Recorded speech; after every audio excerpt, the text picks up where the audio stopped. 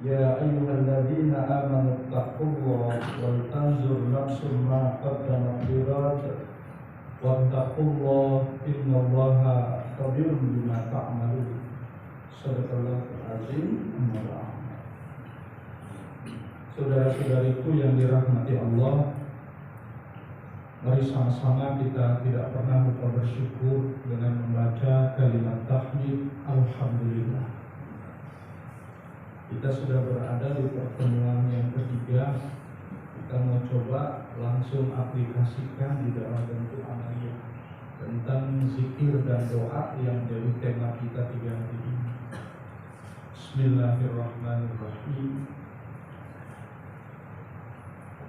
Di dalam kita melaksanakan ibadah, karena itu adalah merupakan kunci pembuka semua amal pada hari kiamat. Awwalu yuhasabu yaumal qiyamah as-shalah.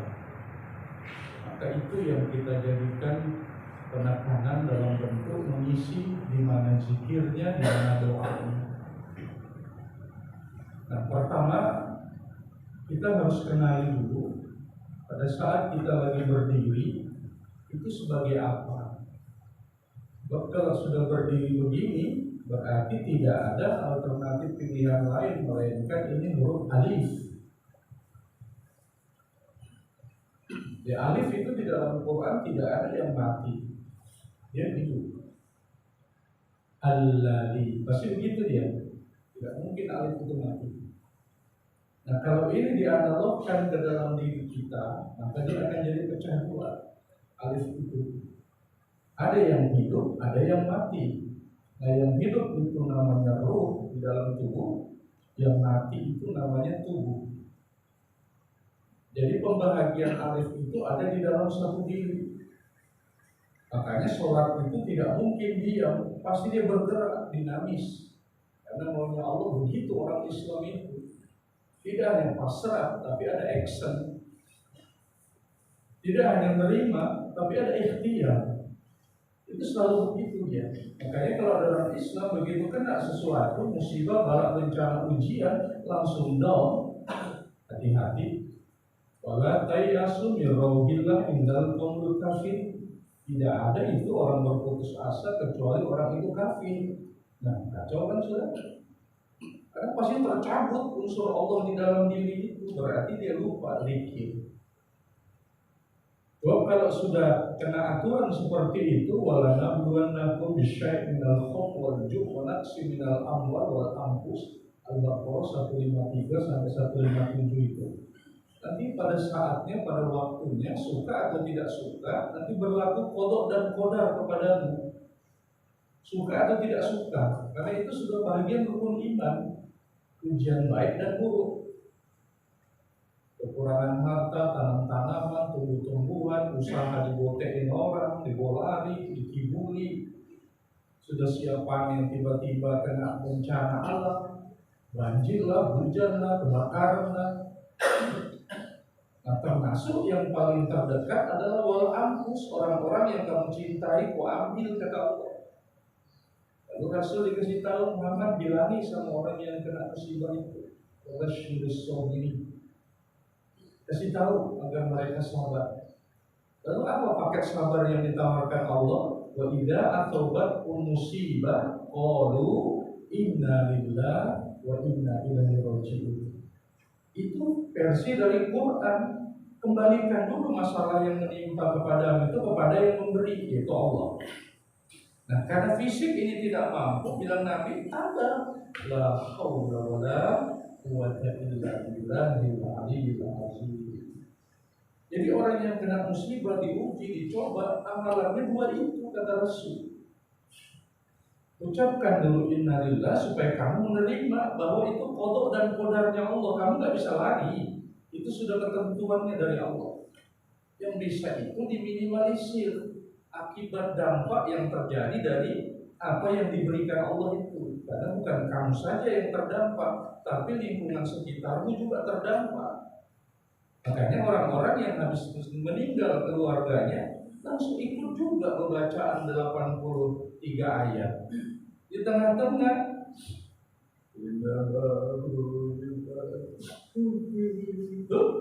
Kenapa? Loh, jiwanya belum siap menerima segala sesuatu itu, bahwa itu qadarullah, maunya Allah bukan maunya kamu. Bahkan nanti kalau sampai dia langsung terucap kalimat, gara-gara kakak ini lambat nangani mama sampai meninggal. Nah, hari itu juga yang dikubur itu disiksa sama Allah. Hadis riwayat Bukhari Muslim. Karena sudah mengadu-adu, sudah mengucapkan ketidakterimaan. Padahal itu kan punya siapa? Punya Allah. Kamu dititipin aja. Sekarang yang punya mau ambil, kamu mau bilang apa? Makanya hari itu pedagang di Bunsai itu yang jual-jual permata, Ustaz, enggak apa Pak, modal itu habis semua, puluhan juta. Kenapa bisa? Kan taruh semua di situ di dalam sebuah taruh tertutup pakai kain, warung itu, toko itu. Habis itu pergi sholat dulu, begitu pulang hilang itu modal. Terus, ya siapa tahu Ustaz bisa lihatkan. Dia tak tahu kalau yang dia datang ini Ustaz bukan dukun. Kayak apa yang ngasih tahu orang ini kita? Bapak ini aneh, tak salah kan? Harusnya ke dukun yang gitu-gituan, pakai ilmu putar giling apa macam-macam gitu. Sambil Ustaz salam berzikir, ya Allah bantu kasih tahu orang ini kayak apa caranya supaya dia menerima itu. Oke, sekarang begini aja. Harta dan semua modal Bapak itu dari siapa asalnya? Dari Allah kan? Nah sekarang Allah yang ngambil, kamu mau bilang apa? Cuman Allah tunjuk orang. Itu nah petunjuknya. Ustaz salam berzikir, beristighfar, ya Allah kenapa nih orang, apa asbabnya?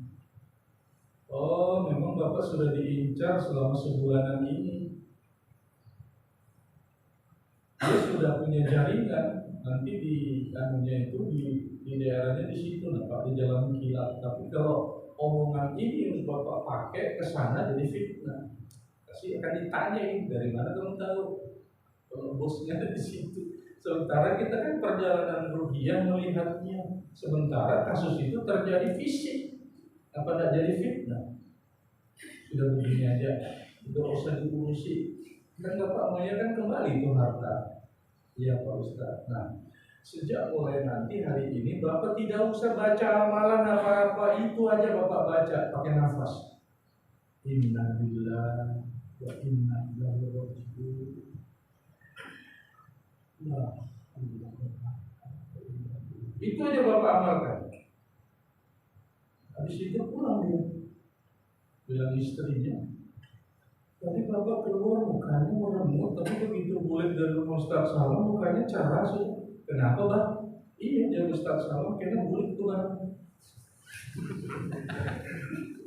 Hakul yakin ya, boleh aja barang itu. Padahal yang Ustaz Salam masuk itu bukan yang dicuri itu. Nanti ada wayar zuqu min haitsu la yahtasib, yang senilai dengan yang hilang itu kembali sama Allah. Itulah yang Ustaz Salam maksud. Yang orang-orang suka baca di kampung dibilang ayat 1000 dinar itu. Kemudian akil dana itu kan sudah dibaca, tapi kita tidak ngerti maksudnya itu untuk apa aku baca. Setiap salawatan saat salam dengar dibaca itu ayat At-Tolak ayat 2 dan 3. Ini ngerti aja kan orang dibaca-baca itu. Padahal ada sesuatu yang memang Allah masih tutup, masih sembunyikan dalam rahasia Allah. Tergantung kamunya begitu diberikan ujian, feedbacknya kembali ke Allah. Apa yang kamu bilang? Jawabannya innalillahi rajiun, la haula wala quwwata illa billah. Jadi semua jenis musibah, cobaan apapun itu amalan. Tidak usah baca apa-apa, kalau gila nanti. Karena kalau yang didatangi dokter umum, oh saya kasih obat ya, Bapak harus banyak minum yang hangat. Coba nanti seminggu datang lagi, dok, oh iya, emang kemarin kan dosisnya cuma 250 mili, sekarang kita naikkan 500. Coba, kenapa? Dokter umum dia melihat fisiklinya dan dia tidak tahu sakit kita apa, tubuh kita lapor dulu. anu dok, malam suka anu. Ya begitu deteksinya. Dia tidak tahu. Beda kalau spesialis.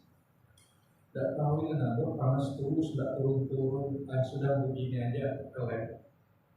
Karena jenis panas begini banyak, bisa saja disebabkan karena tipes, bisa saja juga DB, gejalanya sama. Untuk cross check hakul yakin, periksa trombosit macam-macam semua produksi. Nah ini kan, makanya kalau suka melawan buana ke dukun A, ke dukun B, ke dukun C, ternyata kembali ke diri tidak ada solusinya. Terakhir baru dia faiza azam tawakkal Allah, aku berserah Allah aja sudah. Nah kan bumul kan. Nah itu sudah. Kalau habis sholat tak pernah baca la ilaha illallah wahdahu, itu sudah antisipasinya. Apabila ada apa-apa terjadi dengan dirimu, begitu sudah dalam posisi kelima, nanti ada orang datang membisikkan, sudah kesana aja, nah cuma bawa ayam hitam aja.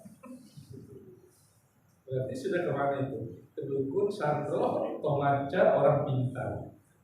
Nah itu sudah yang dia bilang ghairil maghdubi alaihim waladdallin. Harusnya yang dia ambil siratal ladzina an'amta alaihim. Oh mohon maaf, aku mau ke rumahnya Pak Kiai aja. Kalau betul la ilaha illallah syarikalahnya, kalau enggak, oh ya sudah, pokoknya yang penting anakku sembuh. Coba dikasih minum yang haram aja dia mau kok, yang penting sembuh katanya. Ya Allah ya Karim. Padahal kan kita tidak boleh mendoakan orang supaya sembuh. Kenapa? Satu, bilang Nabi itu kafarat loh untuk dirinya. Yang kedua itu mengurangi loh dosa-dosanya. Yang ketiga, harusnya orang ini nanti masuk ke neraka. Nah sekarang dicicil dosa itu dengan diberi sakit.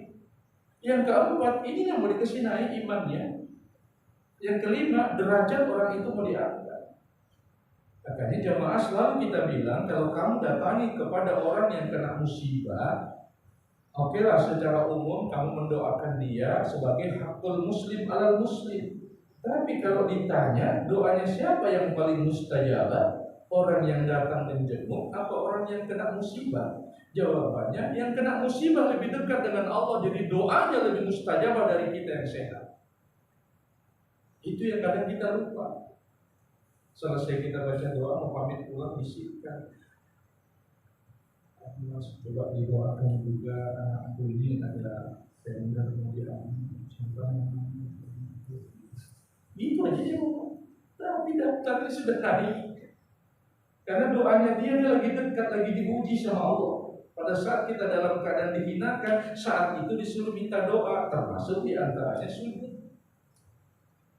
Waduburi watis salawatil maktubah, kata Rasul, fa'aksirud doa, silakan minta. Yang kemarin kan yang kita bilang boleh pakai bahasa Arab, boleh pakai bahasa Indonesia.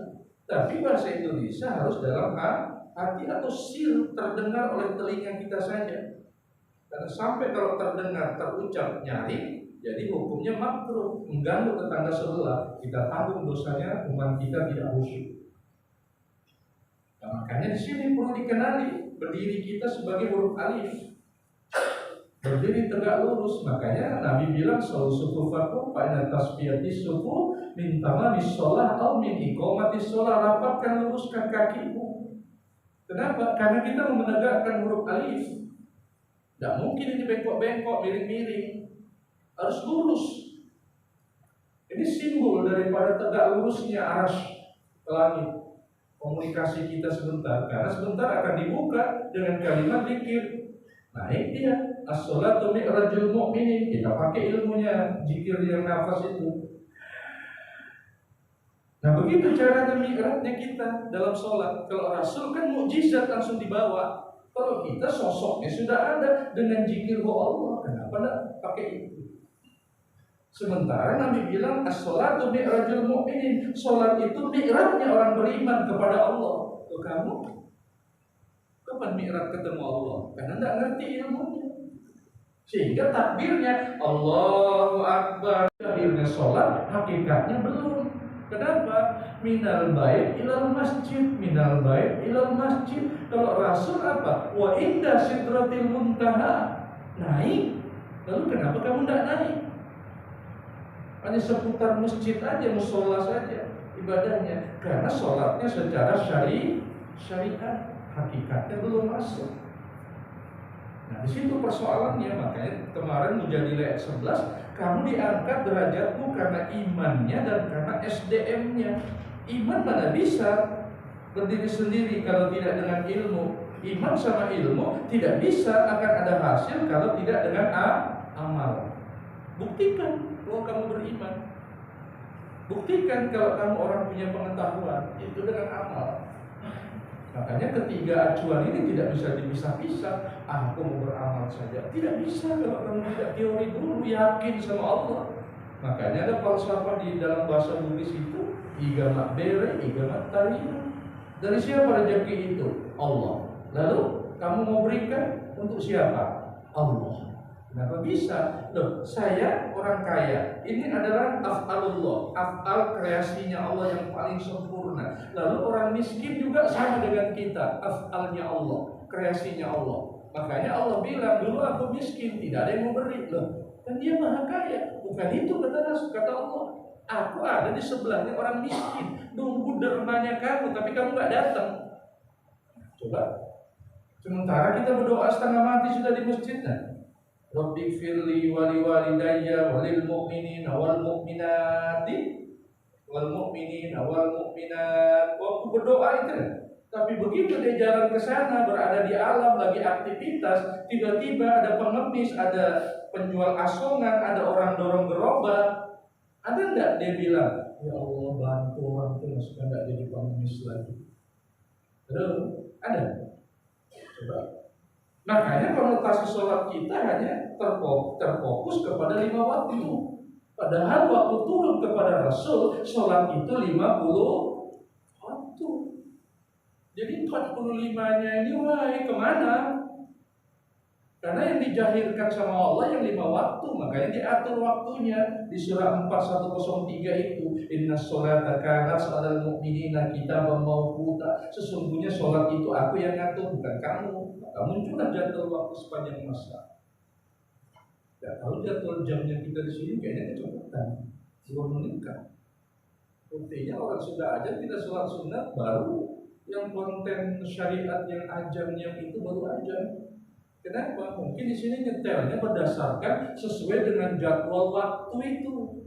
Jadi kalau di sini tertulis 12.12, di sini betul-betul 12.12 ajannya. Padahal itu adalah waktu perkiraan.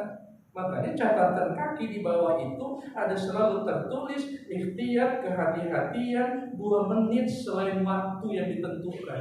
Jadi 12 lebih itu 2 menit. Nah, di situ bedanya. Makanya ajan di sini sama ajan konten kita di HP pasti beda. Karena kita sesuai dengan jadwal itu. Padahal itu adalah waktu perkiraan. Makanya harus dilewatkan 2 menit baru kita azan. Jadi ada beberapa masjid yang sudah Ustaz Salman kasih tahu itu. Pantas saja kan, masjid ini duluan azan, nah kita sholat sunat, masjid lain baru pada azan. Karena baru sesuai waktu jadwal itu. Coba lihat yang tulisan di bawahnya. Pasti ada ikhtiar waktu 2 menit. Nah, kita waktu belajar ilmu falak dulu di perguruan begitu diajarkan sama Ustaz. Walaupun perhitungan sesuai dengan aturan itu, tapi tetap disuruh lewatkan 2 menit untuk menjaga waktu kehati-hatian. Ya. Nah, begitu kita naik, turun Allah. Nah, bersamaan dengan itu kita suka lupa di dalam awal pertama kita takbir itu kan ada 3 rukun di situ. Rukun qauli, rukun fi'li, dan rukun qalbi. Nah, itu yang kadang kita nggak pakai. Rukun qauli bilang Allah, rukun fi'li buktikan mana Allah dalam diri. Berwujudlah tangan ini begini. Nah, sementara yang tadi kan sudah alif. Nah, sementara yang begini bentuknya, ini lam awal, ini lam akhir. Jadi gerakan berdiri kita angkat takbir sudah melafazkan huruf al. Itulah yang dibilang Allah dalam diri. Yang Bapak suka sebut tapi tidak tahu di mana Allahnya. Halo? Sudah ada yang pernah ngajari? Bapak suka bilang ya Allah, ya Allah, ya Allah. Begitu ditanya mana Allahnya? Kamu tahu tempat Allah yang ada di mana? Gak tahu. Jadi selama ini yang sampai sembah siapa? Nama Allah. Tapi kedudukan Allah di dalam diri tidak tahu. Nah, ini sudah makanya dilambangkan huruf-huruf di dalam diri itu. Berdirinya huruf alif, angkat takbirnya lam awal lam akhir. Makanya tangan kita ini apabila disangkut begini jadi huruf alif lam lam ha. Ini tangan.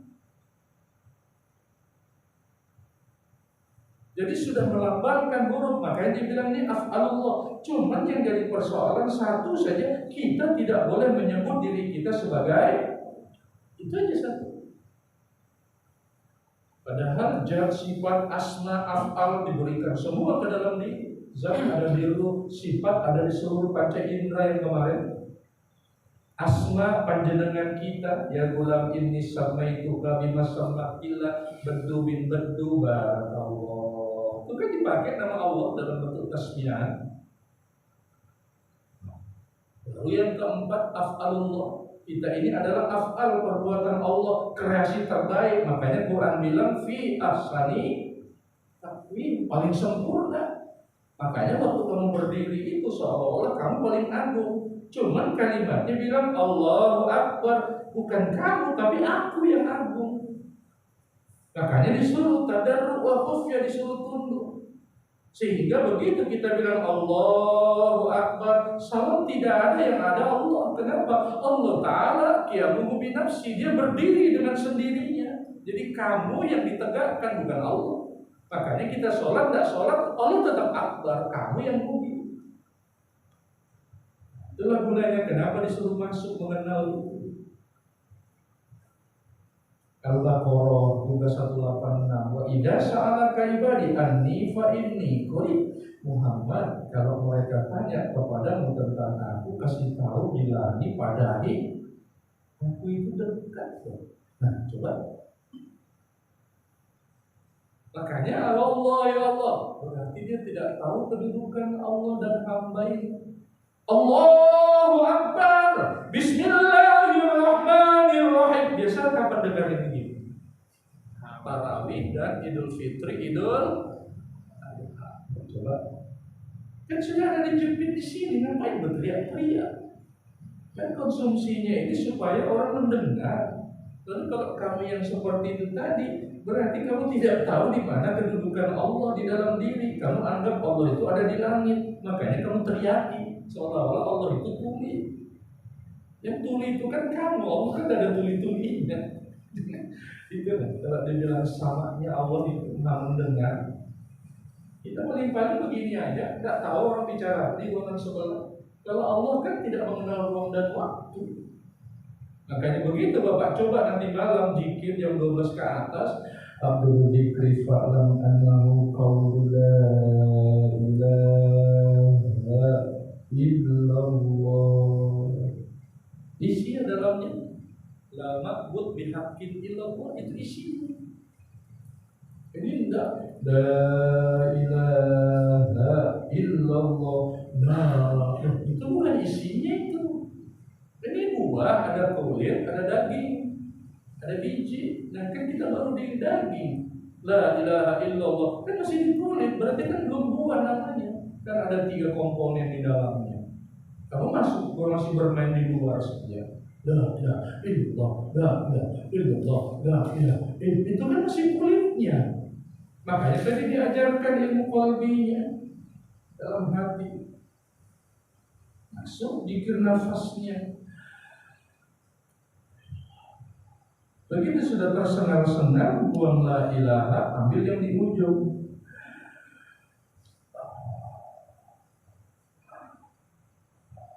Itu yang diambil kan, yang di ujung. Kenapa? Karena wujud Allah di dalam diri selain berdiri angkat takbir nih. Coba perhatikan kepada cermin nanti. Kita punya lubang hidung berlafazkan huruf billah. Zikirnya di dalam. Nah sekarang Quran bilang tadi fa inni qarib, aku dekat. Nah sekarang coba Bapak pisahkan nafasnya dengan dirinya. Hilang nafasnya. Orangnya kenapa? Itu yang dibilang dekat. Makanya orang mati itu pasti selalu diperiksa di sini. Kenapa? Tidak benar. Ada juga yang periksa di sini dibuka matanya. Sehingga apabila ada orang pingsan, dokter pasti selalu dibuka mata disenter. Kalau pupilnya bergerak, oh cuman pingsan. Tapi kalau disenter begini, pupilnya tidak bergerak, berarti koma. Masukkan ke ruangan yang pakai setrika juga. Bila itu dikasih tahu tandanya. Makanya Bapak kalau cari di mana Allah, berarti tidak ikut pengajian hari ini. Setiap hari dibaca Allah, ya Allah, ya Allah, ya Allah. Di mana? Sementara nanti kalau tidak belajar yang begini, pengenalan di dalam diri, begitu sudah meninggal, 3 langkah dari yang terakhir menuju ke 4, roh itu masuk ke dalam tubuh, pertanggungjawabkan saya. Muncul malaikat mungkar nakir, termasuk malaikat perumahan, panitera, tukang catatnya. Apa pertanyaannya? Roh buka. Bapak jawab apa? Allahu Rabbi. Kenal, tahu. Sementara anda ikut pengajian ini di mana Allah di dalam diri. Di dalam Bukhari Muslim, apabila tidak tahu apa yang terjadi, satu teriakan panjang, maka berlakulah siksa kubur itu. Tapi kalau Bapak melewati itu, ya terserah aja Ustaz, soalnya mau lewat jalur tol. Kalau mau lewat sini terserah aja, pakai tanya-tanya Ustaz, semua enggak mau. Itu sudah gunanya mengenal itu. Tidak mungkin dia tanya Allah di dalam diri, baru buka istilah bahasa kita, tampar nih. Masa yang ciptakan dia yang ditanya? Dan Abe, maaf, tafadhol. Masuklah tadi surah Al-Fajr 2731. Kan kamu sudah ya Tuhan nafsu mutmainnah kan, matinya dalam keadaan tenang, damai, husnul khotimah. Fadkhuli fi ibadi. Sana tempat tak, bukan di situ. Langsung ditunjukkan, tidak ada pertanyaan-pertanyaan. Makanya kadang bilang, orang-orangnya kain kapannya, buka digali kosong. Ini hanya makom tempat ditanam saja. Hukum dunia dari Adam, dari tanah kembali ke tanah, harus dihukum, masukkan ke hukum itu, harus ditanam. Tapi ternyata yang ditanam orang yang kalau mengenal dirinya, mengenal siapa Allahnya, langsung dikasih jalan. Sana tempat orang yang ibadah kayak sampean, suka berzikir, baca Quran, jamaah masjid, infak sedekah, suka bersilaturahmi, membantu orang, kasihkan jalan keluar. Oke, sini aku minta proposalnya, nanti aku coba minta sama PKM atau BDI. Ya kan? Begitulah caranya kita membangun masjid ini, membangun masjid. Sesuaikan dengan situasi kondisi kita. Jangan dipaksa kalau tidak punya uang. Tapi kita punya otak, kita punya fisik, punya teman. Nah itu yang kita gunakan. Bantu dong, ini masjid di tetangga itu nah membangun bak wudhu, perlu semen 30 sak, berebut itu. Karena kan dia tahu membangun masjid dan itu barang siapa yang membangun masjid maka akan dibangunkan di sebelah itu al-barzah dan di surga masjid semisal yang dia bangun. Padahal cuma 10 sak semen aja dia beri di sana jadi bangun masjid, bukan semen. Apalagi yang mengisi sholat jamaah rutin di situ, wah di sana nanti dia bingung, ya Allah ini masjid siapa? Rancak banani, cantik betul, indah, punyamu. Dari mana? Dibuka nih. Bal ahya walakin la tash'urun. Lihat sendiri nah siapa yang bersedekah di anak keturunanmu itu. Al-Baqarah 153 tadi. Dibuka, dilihatkan sama Allah, menangis dari alam sebelah itu, ya Allah anakku panjangkan umurnya. Makanya kadang kita berdoa biasa saja pertama begitu, langsung menangis. Ingat mama sama bapak, baru tadi biasa saja. Kenapa tiba-tiba menangis? Karena amalan yang sampai kepadanya, dia berdoa, begitu namanya disebut, baru sambung rasa alam gaib batin kita itu. Kenapa bisa nyambung sama bapak sama ibu dong? Maka kita lupa air mani beliau itu jadi apa di tubuh. Mulai dari sumsum tulangnya, darahnya itu kan dari air maninya bapak. Kemudian daging, kulit, bulu itu kan dari air maninya mama.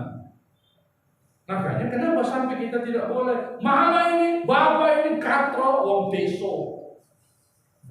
Kenapa? Karena tubuhmu ini dari dia. Maka diturunkan surat 17:23 itu, qadara rabbuka alla ta'dilu illa iya wa bil walidaini ihsana. Tidak ada manusia disatukan sama Allah kecuali bapak ibu. Anishkurli wa liwalidaini. Bersyukur kepadaku, jangan lupa ibu bapakmu. SK juga diturunkan, bapak ibu, ridho Rabbi fi ridho walidain. Ini SK ridho, ambil kasihkan anak-anak. Yang satu, sakhatar Rabbi fi sakhatal walidain. Ini murka, ambil kasihkan anakmu. Kamu ridho, aku ridho, kata Allah. Kamu murka sakit hati, benci, aku juga murka sakit hati, benci. Nah, yang mana yang dipakai sama bapak ibu kalau lagi marah sama anak? Ada dua ini, dan itu kun jadi. Oh, dasar ini nih, disuruh jangan keluar, mau tabrakan kok anak. Tuh, ini yang dipakainya berarti SK-nya. Malaikat, amin. Sampai ke Allah, innama amruhu idza arada syai'an ayyaqula lahu. Malaikat jadikan seperti kata cangkem lambeng untuk orang tuanya, tabrakkan anaknya. Karena SK2 sudah diambil, dikasih. Kenapa bisa langsung kayak begitu? Karena di tubuhnya bapak laki-laki itu sifatku ar-Rahman, di tubuhnya ibu sifatku itu ar-Rahim. Ini namaku dua-dua. Kenapa kamu lawan? Makanya durhaka anak gara-gara mama ini. Fala takullahu maquf. Itu aja sudah berdosa. Anak dia masuk kamar, dihampas ke pintu. Orang tua ngomong baik-baik. Bagusnya anak begini dia apa ya? Dibina. Dibina, sisakan. Makanya kita sama bapak sama mama itu tidak minta maaf, minta ini tidak maaf bilang Nabi, apabila terjadi salah boleh bertengkar 3 hari, tidak berteguran. Tapi pada hari keempat, fa aslihu baina akhwaikum, harus islah. Kapan salah satunya menolak, islah itu. Mulai hari itu kamu yang tanggung dosanya.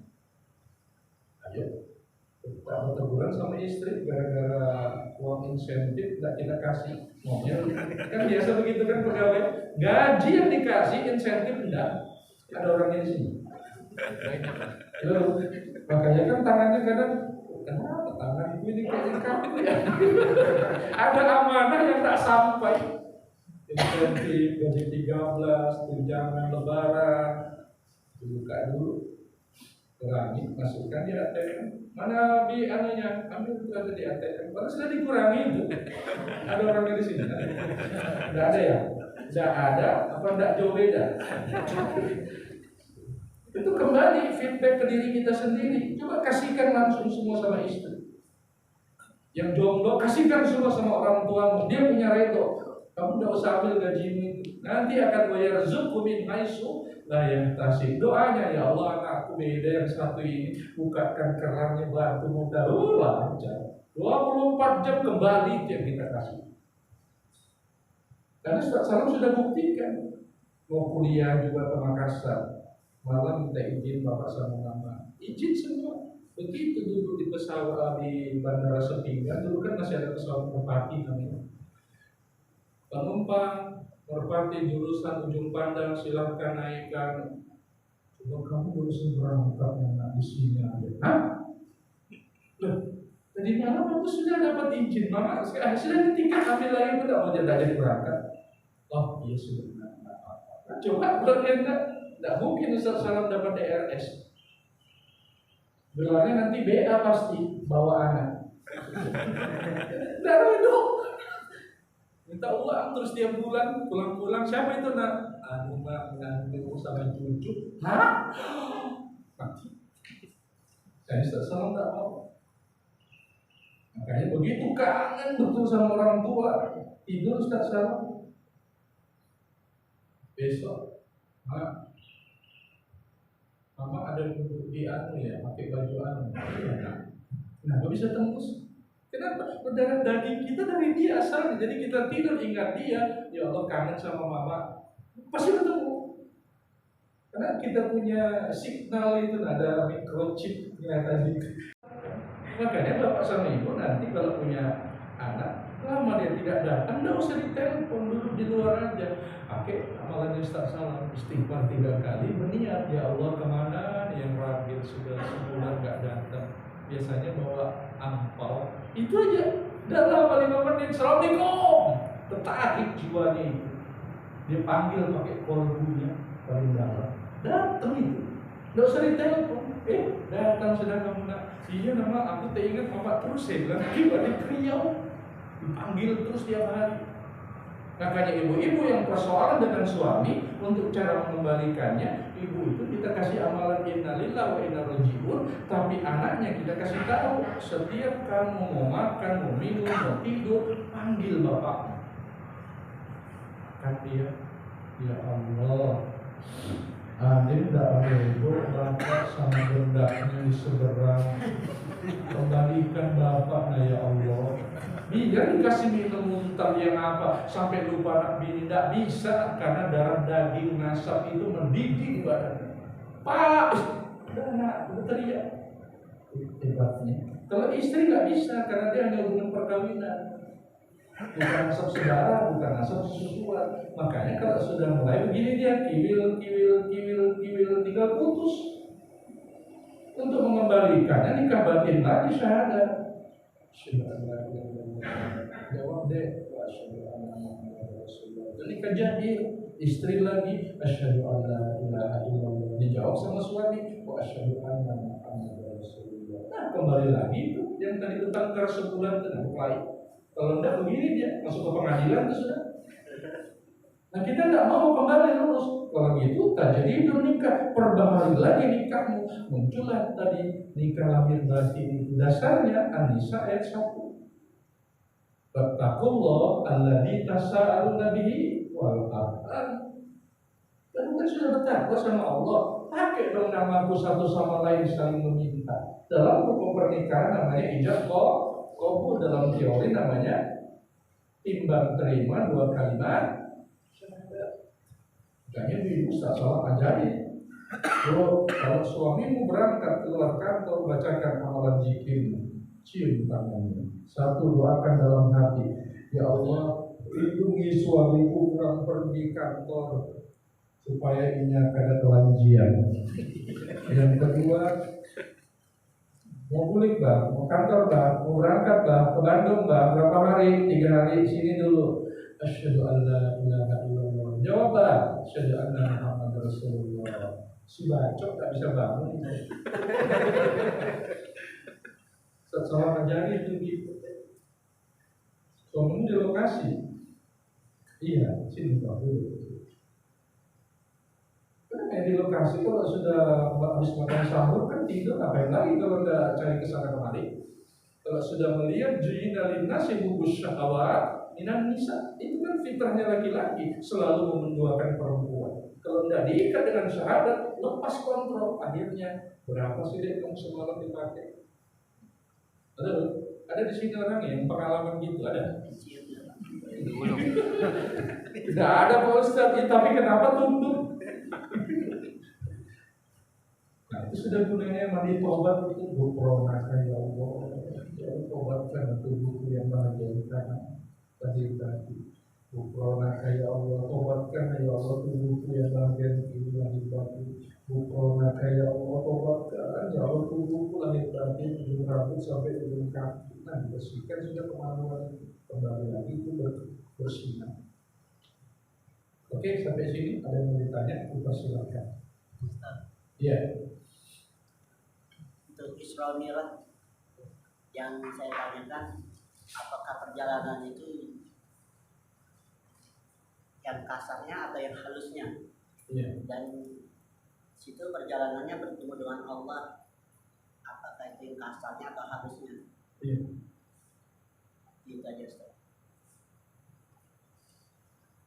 Kalau kita mengacu ke surah 17 ayat 1, surah Al-Isra itu,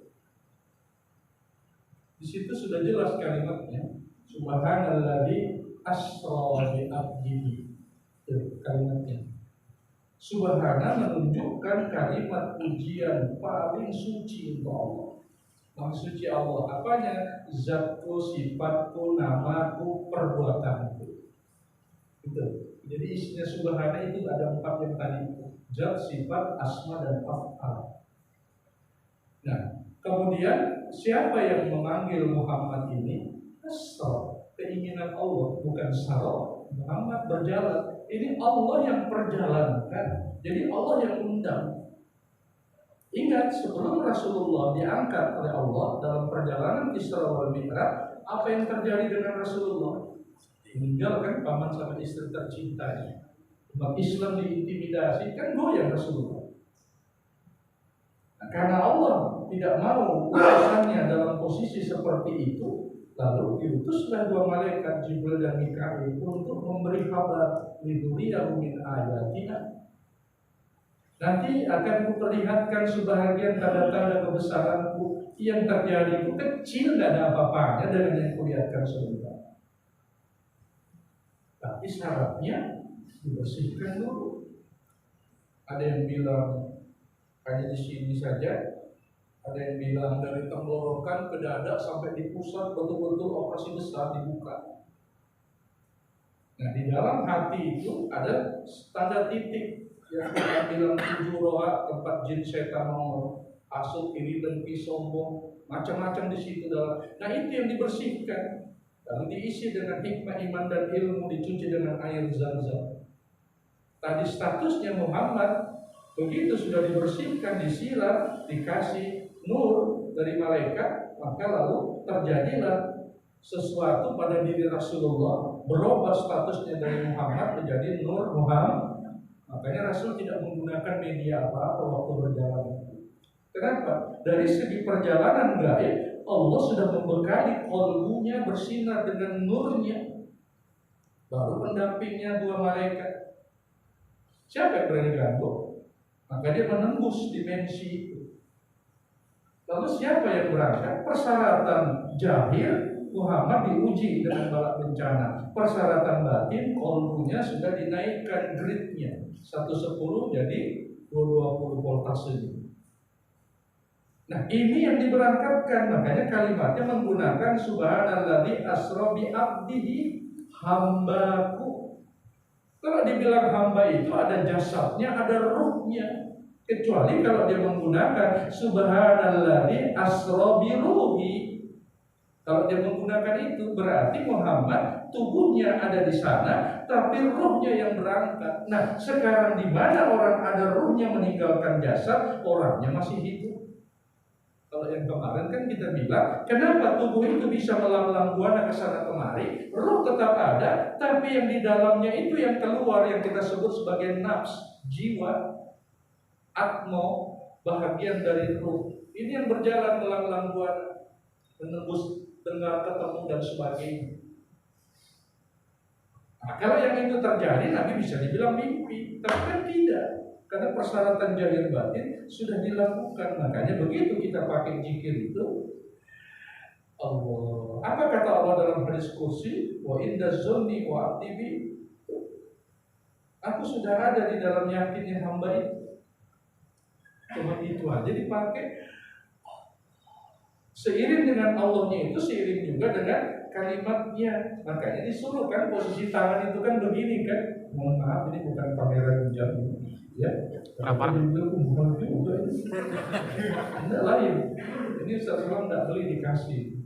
Waktu pensiun dikasih bonus ini.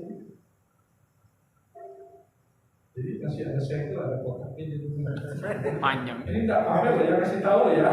Kalau pamer kan real Ustaz Salam. Nah, disuruh pegang begini kan urat nadi, posisi 51. Baru yang 2 ini kalau kita bohong, kaburamakkan indallahi an taqulu ma la taf'alun. Yang mana? Inna sholati wa nusuki wa mahyaya wa mamati lillah. Itu kan kita suka bohong itu.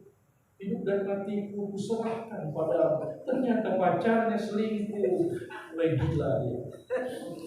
Tapi sudah modalku diambil, kayak mana? Wa mahyaya wa mamati lillah. Baru diambil begitu sudah kelimpungan. Di dunia ini ada berapa sih perempuan? Apa cuma dia?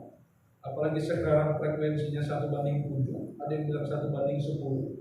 Makanya sekarang mereka sedia itu untuk jadi istri keberapa. Kan yang di rumah kan istri, ya kan? Ya, istu sama iswan kan belum. Halo, Selir. kadang raja-raja itu ada selir-selirnya. Bahkan yang raja-raja Cina sampai 100-an istrinya. Konsepnya apa? Dia hanya makan buah melon. Itu aja buah melon yang dia makan, libidonya kuat, air maninya kuat. Itu raja Cina. Mulai sudah konsepnya di situ mereka suka makan buah melon, akhirnya Melon kuning kali ya. dia tuh hijau, dia tuh merah terus, ya begitu sudah polanya. Jadi dia ngikutin bukan salah Ustaz Saram nyampaikan aja gitu.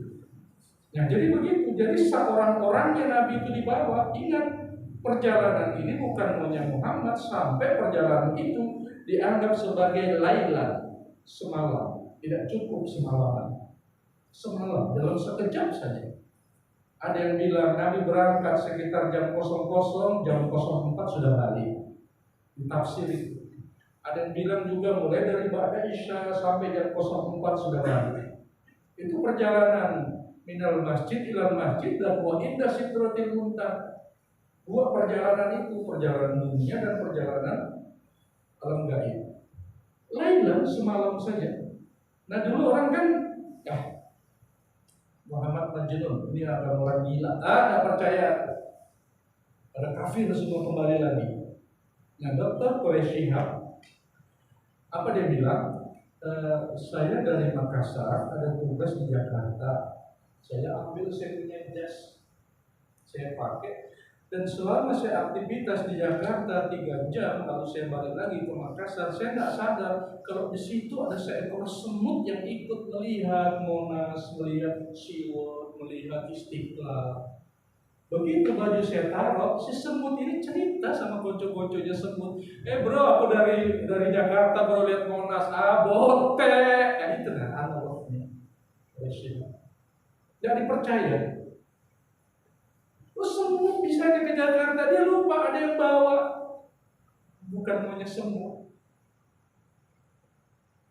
Kita dulu pergi ke Mekah, naik kapal laut berapa bulan? 6 bulan. Sekarang mau berapa jam belum sampai? Coba. Apalagi nanti kalau pakai supersonik nggak pakai 8-7 jam, langsung Akhirat. Apalagi yang langsung begini, sering. IT bisa sekarang mau pelajari yang kuantum bebas itu tiba-tiba langsung. Ustadz ada ceramah di Anu, kata Mas Amar. Jam berapa? Udah 10 menit. Oh ya sudah, tunggu aja. Jangan sudah ada di sebelahnya Amar, Ustadz Sarah. Nanti Ustadz Sarah mendalami yang ini. Tidak menggunakan ruang dan waktu. Kita kenapa tidak bisa berpindah-pindah seperti itu? Karena ada hukum gravitasi. Kan itu aja, tinggal dikosongkan gravitasi, terbang sudah kita ini. Halo. Atau jadi pocong aja sekalian bunuh diri. Nah sudah jadi pocong ngambang itu dari tanah sekilan. Hantu pocong-pocong itu nah, dia nggak injak tanah itu. Jin-jin apa itu dia nggak injak tanah karena tidak ada hukum gravitasi. Kenapa? Dia tidak punya fisik kayak kita. Yang akhirnya terbang-terbang. Yang kedua cirinya ini tidak ada ini. Apa namanya ini? Ini paritannya. Jadi kalau ketemu orang ininya polos saja. Ada 2 kemungkinan, habis operasi sumbi atau yang bersangkutan itu dari kelompok makhluk bangsa jin yang maling rupa masuk ke alam kita. Cirinya ini tidak ada polos. Jadi jangan lalu kenalan sama cewek, maaf buka cadar dulu dia, aman. Sebetulnya jin yang baru cadar kan mana kita tahu. Iya. Nah, jadi seperti itu. Jadi Rasul diangkat sama Allah karena Allah yang mau. supaya ringan bobot beban itu tidak ada, dibersihkan kolbunya, diisi dengan super engine dari Allah sehingga bisa melanglang buana langit pertama, kedua, ketiga. Itu pun jadi misteri, apakah yang kita pandang ini langit yang dimaksud itu adalah satu tahap, sementara kita tidak pernah tahu ujungnya di mana. Ataukah di dalam ruang itu ada dimensi-dimensi yang digaibkan oleh Allah. Allahu Akbar. Orang Islam hanya bilang subhan atau masya Allah. Itu saja. Jadi sesuatu yang tidak bisa kamu gunakan ini pakai ini. Kapan kamu gunakan ini akan bilang. Wujud artinya ada, buktinya alam termasuk diriku. Kalau begitu di mana Allah? Dicari terus, koslet.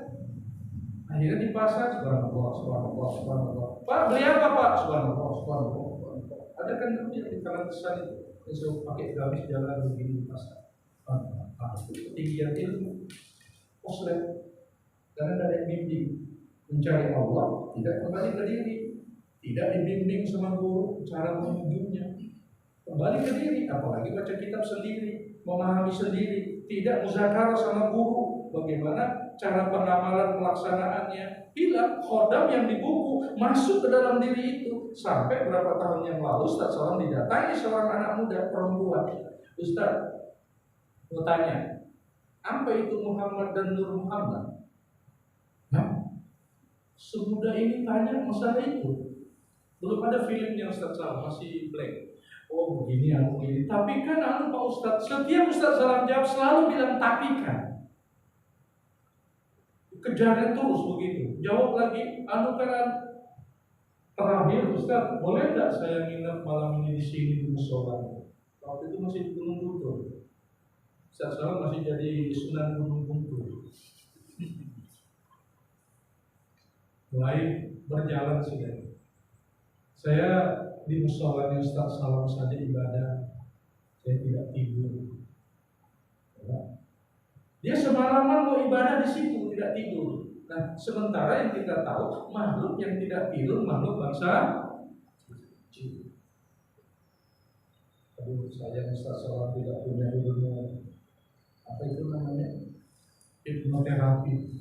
Hipnoterapi Ustaz Salam mendirikan aja tidur lalu dibuang, di-scan ulang kembali. Hipnoterapi, di-scan lalu diajak ngobrol, tertidur dia. Baru kita kosongkan mindsetnya, baru kita isi data baru. Bangun sadar hilang dia, jadi baru lagi. Tidak lama jam 12 datang kakaknya, mohon maaf Pak Ustadz, ini adekku belajar di pondok, dia ada belajar kitab. Kemudian ya begini sudah, kemana-mana Ustadz didatangi ditanya ini. Ya itu Pak, dari tadi aku juga udah ngerti bahwa ini bukan dia yang datang sini, yang khodam di buku yang dia pelajari. Ustadz Salam minta bawa saja kembali ke pondok kiainya, suruh kiainya ajak mujakarun yang di dalamnya supaya dia keluar. Terus diajak ngobrol mujakarun, dibimbing dia. Kenapa? Kan jin Islam ini yang masuk ke dalam, bukan jin kafir. Buktinya dia tahu tentang bagaimana ibadah macam-macam. Jin Islam. Nah, kita sama jin Islam kan sama kedudukannya. Apa? Ibadah, makhluk, manusia dan jin, tugas pokoknya adalah ibadah kepada Allah. Kan sama, ini jin Islam, cuman dia tidak boleh masuk ke dalam diri orang Islam. Kalau dia mau temani seperti jin korin, mendampingi saja seperti malaikat boleh, tapi kalau masuk bahaya. Karena di dalam tubuh sudah ada ruh. Ngapain lagi kamu masuk di dalamnya?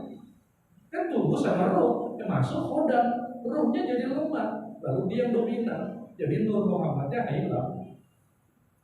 Sehingga semua apa kelakuan kita, keinginannya dia. Nah kacau. Nah ini kan Ustaz Salam suruh Bapak tolong mandi selawat. Ya Allah hilangkan orang negatif di tubuh ini. Nah kenapa badan ini sakit-sakit terus kalau jam sekian. Allahumma sholli ala Muhammad wa ala ali Muhammad. Begitu cara netralisirnya. Misalnya ada capek kerja macam-macam sudah hilangkan semuanya. Kepenatan itu dengan baca sholawat. Ya Allah hilangkan orang negatif di tubuhku, kembalikan tenagaku. Allahumma sholli ala Muhammad wa ala ali Muhammad. Tapi karena ini di kamar mandi tidak boleh dibaca, harus dibaca dalam. Iya. Nah, Masya Allah. Ya, mudah-mudahan apa yang Ustaz Salam sampaikan ini bisa menyimpulkan dari apa yang kita hadapi yaitu zikir dan doa. Mudah-mudahan sekali lagi ini bisa diterima, nanti rekamannya bisa dilihat. Ustaz Salam juga minta rekamannya dari istri Ustaz Salam nanya, artinya itu apa yang Ustaz Salam sampaikan? Karena yang suka ngoreksi Ustaz Salam itu Ustaz-Ustaz jamaah ada berani, yang berani ngoreksi itu istri. Makanya kadang ceramah Ustaz Salam bawa istri. Cuman ibu-ibu yang lain tidak berani mandang Ustaz lagi karena ada istrinya sebelah. Padahal maksudnya dia ngoreksi apa yang Ustaz Salam sampaikan. Bukan berarti karena takut istri nanti banyak ibu-ibu naksir Ustaznya. Tidak, dia tukang ngorek. Ini salah nih, jangan kayak gitu tadi jawab lagi. Itu yang Ustaz Salam senang. Mungkin mau diam nggak nih? Kalau ada pas uang, ya sudah terserah. Karena ada pematinya sama kita. Gitu. Jadi Ustaz Salam suka bawa. Jadi dia pesan tadi, coba lihat nanti rekamannya Habib.